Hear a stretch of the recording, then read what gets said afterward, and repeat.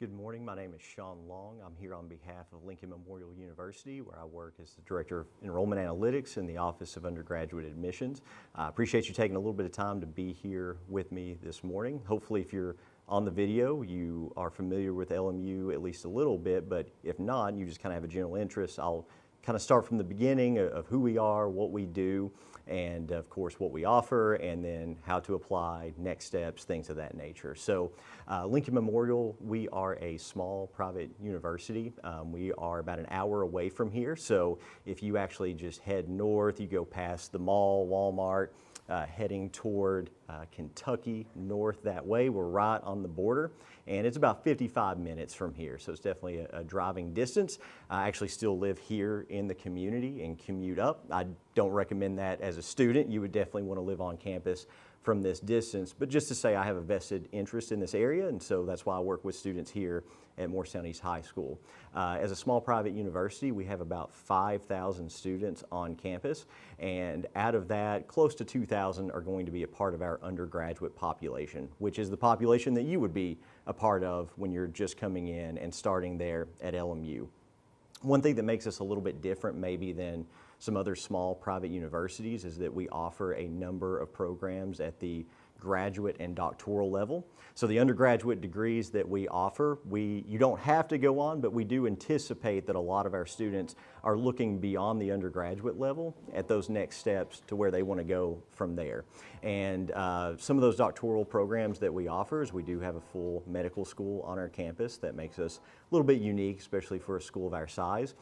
We have a full veterinary program, so you can become a doctor of veterinary medicine with us at LMU, and we're one of only about 35 in the entire United States, so definitely going to be a rare offering, and to my knowledge at this time, still the only private school in the United States that offers a school of that type. So if you're looking for a small undergraduate experience to lead into that, definitely going to be unique there.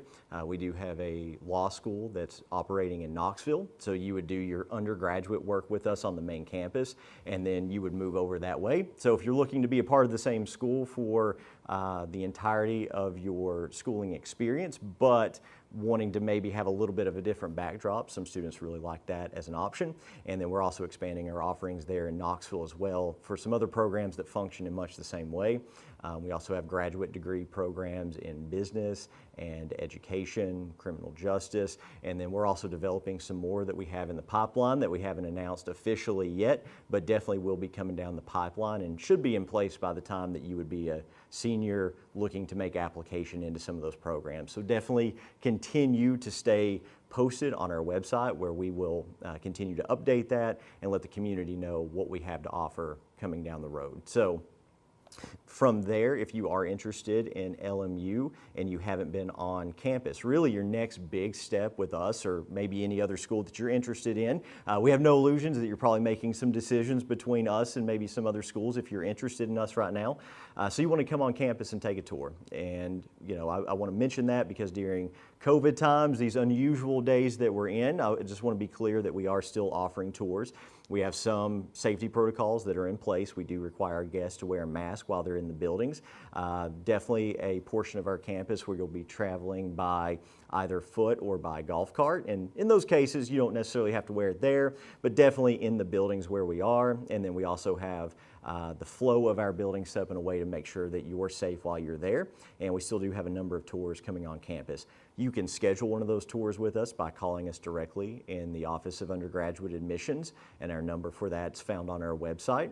Also, you can just sign up on our website too. We have a link there that you can just do it all online, and we get that information and then anticipate your visit when you come in to be with us on that day, and we're ready and waiting for you there.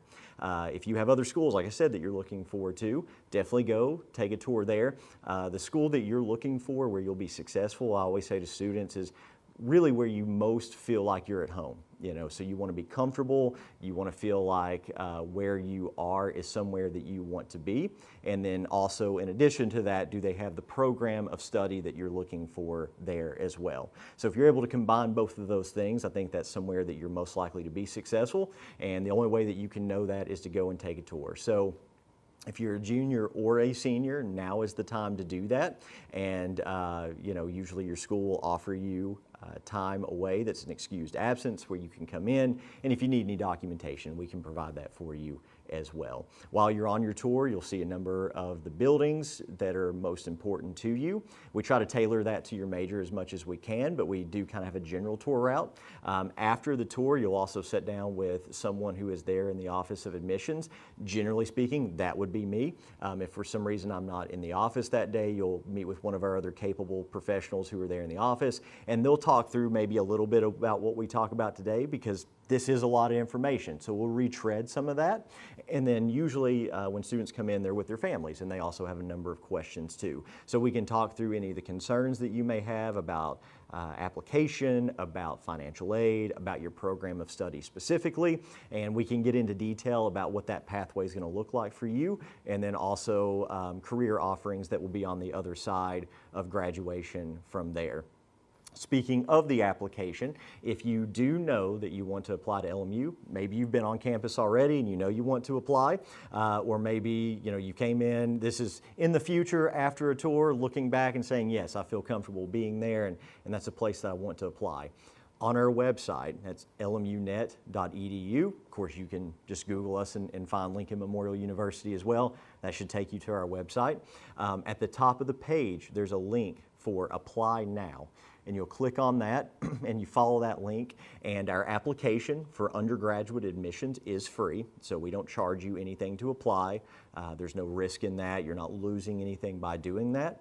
Also, you're not obligated to anything by making application to the university at any point in time. If you decide, maybe LMU's not a place I want to attend, or maybe even just not right now, you can just let us know and we can withdraw that application. And I always say that because I don't want students to wait too long to where it becomes a stressful situation to apply, get your materials to us, things of that nature. So if you know you're interested, go ahead, make application. That application usually takes students between 15 and 20 minutes to apply. It's not a really lengthy process. We don't ask a lot of information from you. A lot of it's going to be just kind of, name, address, name of your high school, what you want your major to be. That's really the bulk and length of our questions. So as long as it takes you to type those in, usually students will finish. Once that application is in, the next step and what we need from you will be your high school transcript and your ACT or SAT scores, whichever one you've taken. Both students who are coming from East or Hamlin County just in general will have taken the ACT, but either one is fine. And the easiest way to get that information to us is just to make that request from your high school guidance office. They'll send that documentation to us directly. We will record that GPA and test score, and then we'll make review of your application from there.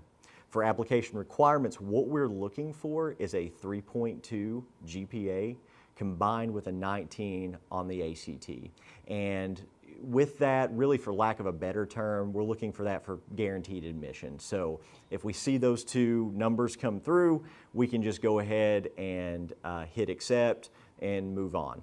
If you're hearing this today, you're like, hey, I know I don't have that GPA or those ACT scores or even both, don't fret. You still send everything in. We will still review your application, and we just have a few more people who take a look at it and get an extra set of eyes on it. They'll look at it a little bit more in detail, and then from there render a decision. We have a lot of students who join us who are below in either category or maybe even both. So again, just to be clear, don't think if you don't have those two numbers you're just sunk and you can't come to LMU. We have a lot of students who do. We have a program called Cornerstone that a lot of students come in under, and that Cornerstone program, what that is essentially you have an extra advisor during your first year, and they just make sure that that transition into the college environment is successful, you're attending class, making forward progress in your classes, things of that nature, and then after that first year, they step back from there. And a majority of our students at this point come in under that program. So definitely, again, just to be very clear, because sometimes students see those requirements and think, I can't go there. Please still submit your stuff. Let us take a look at it, let you know where you stand from there at that point. That being said too, with this being a little bit of a different year with test, if you have not taken the ACT or do not plan to take the ACT, we are test optional this year. What that means for our students is that you can just submit the transcript with just the GPA, and we will review you with just the GPA. That being said, it goes through a committee. They take a look at it and make that admissions decision from there. That being said too, as far as scholarship opportunities, just based on the way that we structure our internal scholarship opportunities as a university, that makes it a little bit difficult to assign our higher tier scholarships for students who do not have that test score. So test optional is definitely an option, but we do have a lot of students who it still could be to their benefit to go ahead and take that test if at all possible, submit those scores, and possibly be eligible for a higher scholarship. That being said, with scholarships, how I mentioned just now, that's how we do that. We look at the test scores and the GPA together, and then we assign an internal scholarship to our students who are making application with us. If you retake the test and your test scores go up, we will reevaluate, and if you do move into a higher bracket, we will reevaluate that and assign that higher scholarship to you if you've earned that.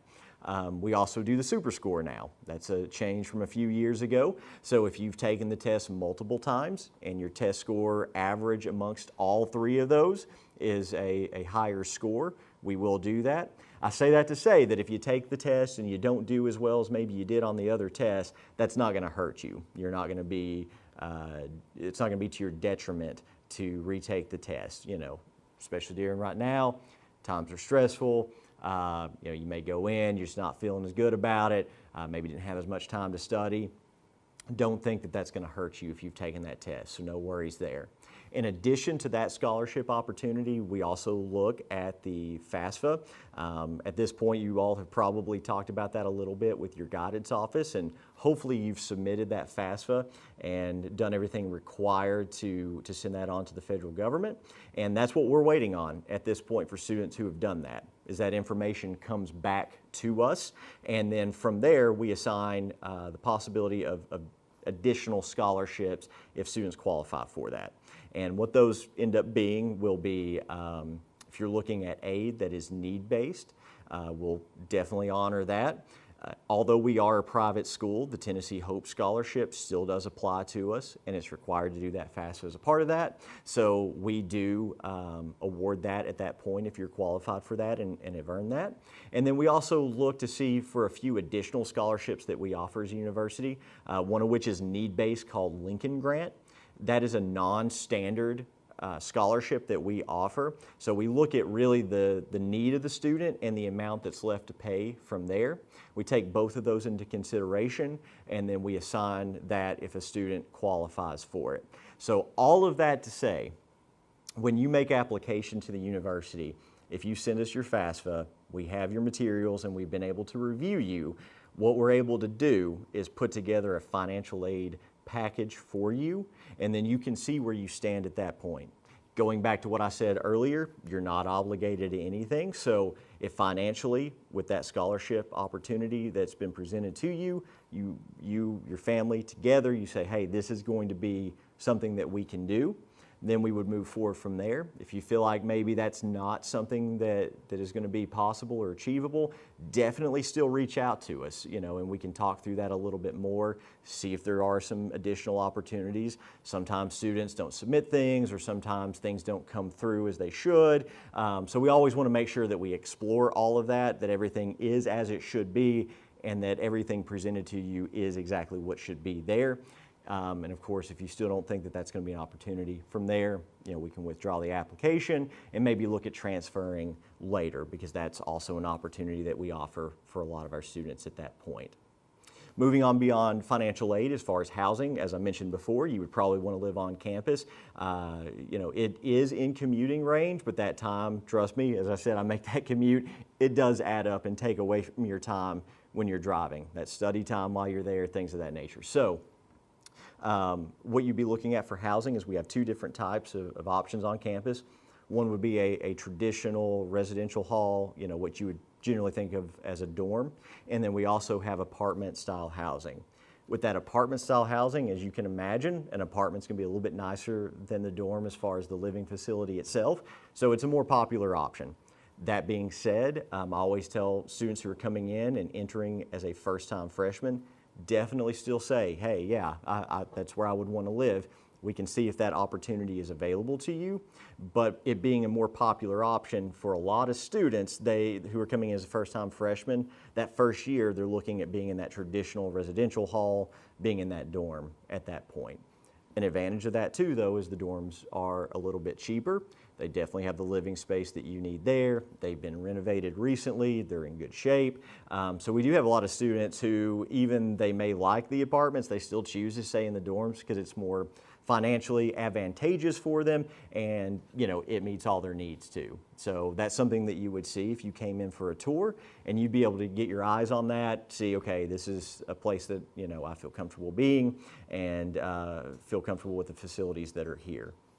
Another part that's really important to us at LMU is community. So, you know, being a smaller private school, there's not as many students on campus, and that actually makes it maybe a little bit easier for students to come together because they're in closer contact with each other. They know each other a little bit more personally, and so they're forming campus organizations and communities with each other. They're doing a lot of informal activities that they kind of put together on their own. And then in addition to that, we have a number of things that we offer officially from the school. Some of those things are going to be a little bit larger productions. This year's a little bit different with COVID. We're not able to do quite as much of that as we've done in the past, but we're still trying to make as many options available as possible because we want you, when you come there, to have a community, to have friendships, friendships that often, even after graduation, last a lifetime on that.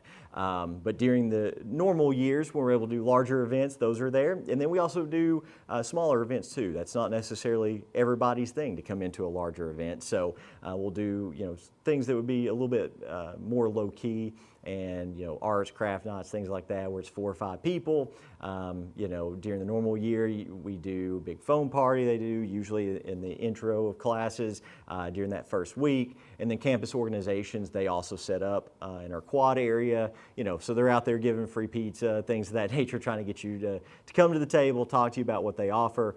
And then our Office of Student Life also can provide you with an official list. So if you have a little bit of trepidation about, hey, you know, it's an hour away, I don't know if there's a lot of people there that I'm going to know, we try to make as many opportunities as possible so that you can form those friendships when you come in, meet as many people as possible, either in your major or possibly even out of your major. Sometimes people are like, hey, you know, I see those people a lot. I want to form some other friendships outside of that. Some people are like, no, I want to just connect with people in my major. Whatever your situation is, we have a way to connect you with that. So we try to bring all that together and make sure that LMU is an experience that you want to retain at and come back year over year and persist through graduation with us. As I mentioned earlier, a lot of our graduate and professional programs that we have currently are fed by those undergraduate programs, as well as the ones that we're expanding into. If you know that you're looking to go on into those graduate programs, we have a number of recruiters on campus that they'll make sure that you know what you need to do prior to graduation to make sure that you're applying to those so that you have the best possible opportunity presented to you to move into those. If you're looking to be a physician or a vet and you're looking for some of these schools, they are a little bit competitive. So we try to do everything that we can on the front end to make sure that you have the best advantage there as a student going through undergrad and then moving into graduate programs. Again, it's not a guarantee, but we try to make sure that you have as many resources available to you to make sure that that's a possibility for you to continue on in your educational career and then move into one of these professional programs from there. So from there, really the biggest thing is asking the questions that you have. That's kind of a general overview of LMU in 10 to 15 minutes there. There's definitely a lot more to us, and there's also some details that are involved in there. But I think that gives you a good high-level overview of who we are and what we do. And so really the next big step will be asking the questions that you have. So I think you have an opportunity to do that here this morning. And of course you have the opportunity to connect with us directly in the Office of Undergraduate Admissions. Again, on the website, that lmunet.edu, or Google Lincoln Memorial University. Follow us there on the website.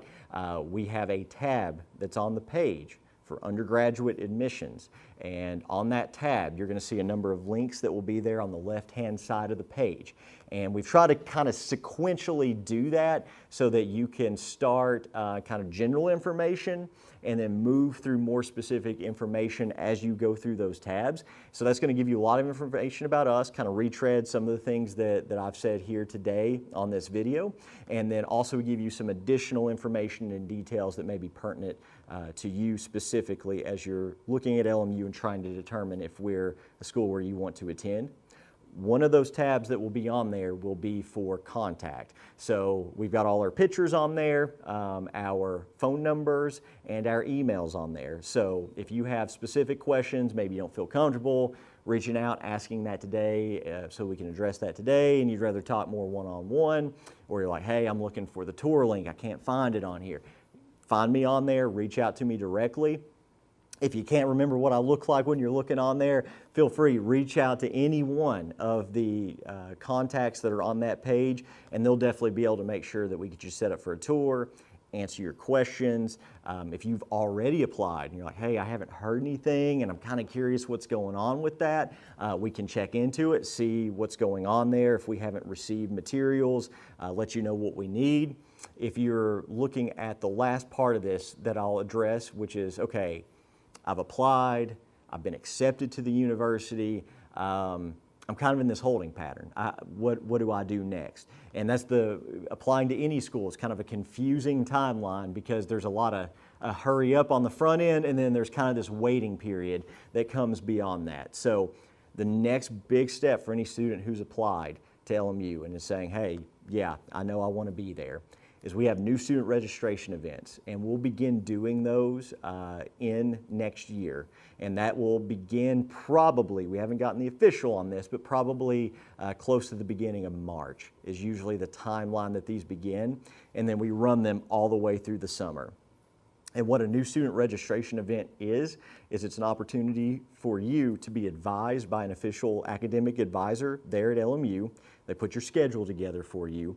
They look at your major, if you've had dual enrollment, all that kind of stuff. They'll look at it, see, okay, what is the quickest timeline to graduation and what are your future plans? Let's put the schedule together in a way that's best for you. It's an opportunity to do that.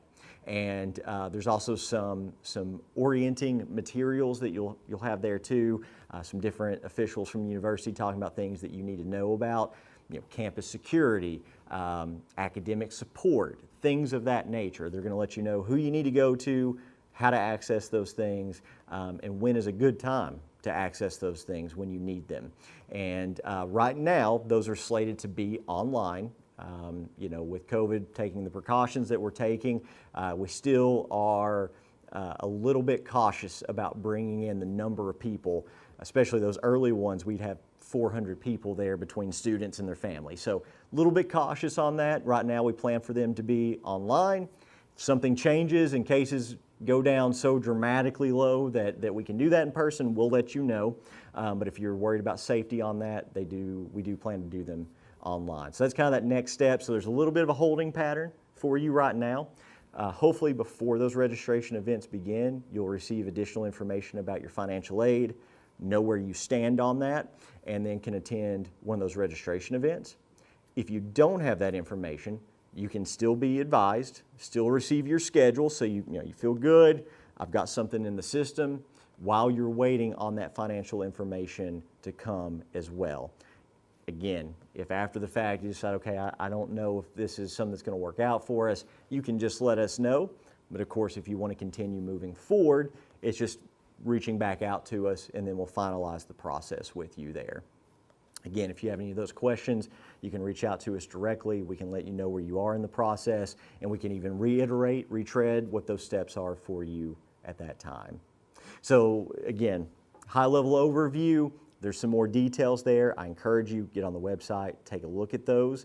But at this time, I'll turn that over. If there are any questions that you would like to ask about LMU, please feel free, submit them in the chat there, and then I'll address those questions to you directly there. If they pertain directly to your situation, that may just be me taking a note of that, reaching out to you directly. If it's a general question about LMU, I'll address that to the specificity that I can here today.